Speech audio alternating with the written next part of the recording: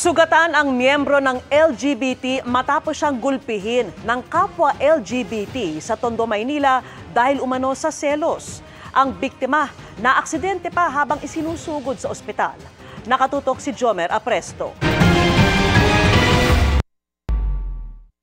Katatapos lang dumalo sa binyagan ng 27 anyos na si alias Erica nang mapadaan siya sa bahaging ito ng Asuncion Market sa Tondo, Maynila linggo ng gabi.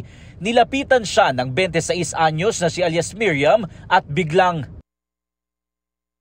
kita pa sa CCTV na kahit bumagsak na ang biktima, hindi pa rin siya tinigilan ng suspect. Ilang beses pa niyang tinadyakan sa mukha si alias Erica na nooy wala ng malay. Nagtamo ng mga sugat sa mukha ang biktima. Bugbog sarado rin ang katawan ng biktima matapos sumemplang ang motor na pinagsakyan sa kanya habang papunta ng ospital. Agad namang tumakas ang suspect. Bago ang insidente, makikita pa si alias Miriam na ilang minuto ring nag-aabang sa bahaging yan ng palengke. Sa kwento ni alias Erica, selos ang naging ugat ng krimen.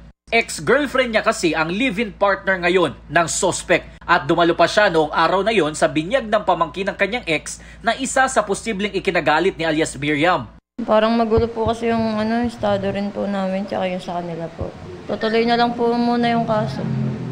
Ayon naman sa pulisya, kabilang sa tinitignan nilang anggulo ang posibilidad na nagalit ang suspect sa biktima matapos nitong malaman na pinagsabay pala sila ng kanyang live-in partner. Last December 2024 ay nagkaroon na rin po ng bugbugan po, binugbog na rin po siya nung suspect natin.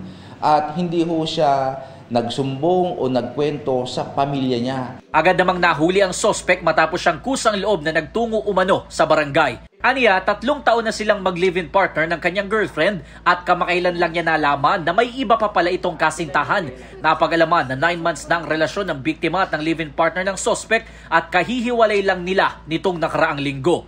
Inakbayan ko lang po, tapos natapik ko lang yung pisngi niya ng mahina, tapos bigla niya akong sinapak. Gumanti lang ako sa labas. Nasa kustodiya ng Moriones Police Station ang suspect na maharap sa reklamong frustrated homicide. Para sa GMA Integrated News, Jomer Apresto, nakatutok 24 oras.